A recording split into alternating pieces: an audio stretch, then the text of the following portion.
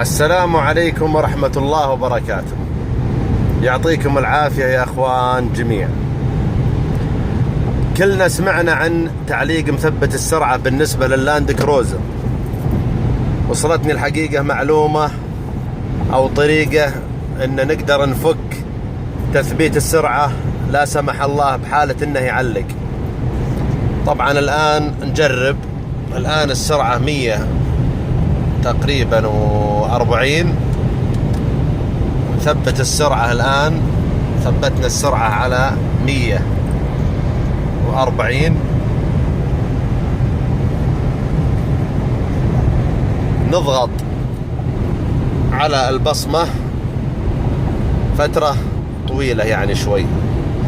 1 2 3 4 5. الآن مجرد ان ضغطنا على البصمة مدة 5 ثواني متواصلة طفت السيارة. الآن طفت السيارة مجرد ان ضغطنا على البصمة 5 ثواني متواصلة. الحقيقة يعني فعلا 100% الطريقة هذه الفك تثبيت السرعة لا سمح الله بحالة انه يعلق لا سمح الله. والله يحفظنا حنا وياكم وكل مسلم يا رب. واتمنى نشر هالمقطع علشان تعم الفائدة على الجميع. شكرا لكم.